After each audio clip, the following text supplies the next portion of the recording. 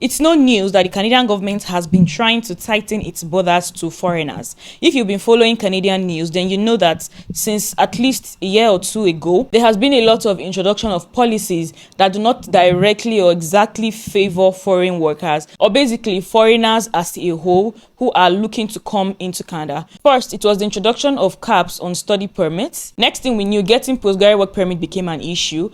And then now there's a new update from the Canadian government which affects temporary working visas. In this video, I'm going to be talking about the changes that affect temporary workers, okay? I'm going to be talking about the specific category of individuals that this new policy actually affects, and basically how this affects both foreign workers and the employers in Canada. So let's get started. A few days ago, Canada announced that there will be a stop in the processing of temporary work permits from September 26th of this year. What is this temporary work permit, in case you do not know? Temporary work permit is the kind of permit that is issued to people who have LMIA jobs. If you secure an LMIA job, whether within or outside of Canada, you will be issued a temporary work permit. And this particular initiative was introduced by the Canadian government to curb the immediate problem of labor shortages in some areas in Canada.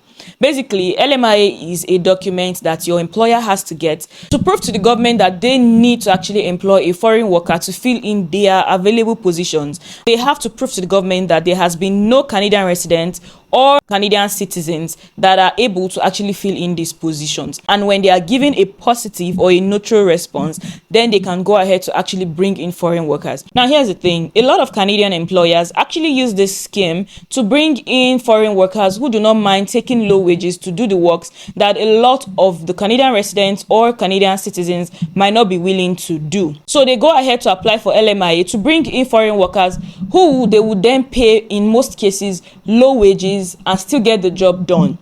This has become a problem for the Canadian job market because a lot of people within the Canadian system, people who are already in Canada, find it difficult to actually secure jobs because these employers will rather bring in people who are willing to take low pay as opposed to hiring people within the country who would obviously ask for higher pays. Besides that, this has also led to exploitation of the workers and fraud, because when these workers come, not only are they tied to these employers, they are tied to a minimum wage that is barely enough to take care of themselves and their basic needs. So the government of Canada is basically saying that they will no longer be processing the work permit for low-wage job offers. The government also stated that there would be some specific provinces which have been seen to have higher unemployment rates, and this particular change will be directly affecting these provinces. They have not made mention of any province as at today, but with time, when the information comes up, be sure that we're going to be giving you an update as they come. Now, you might be wondering, how does this affect me? Does this affect every sector?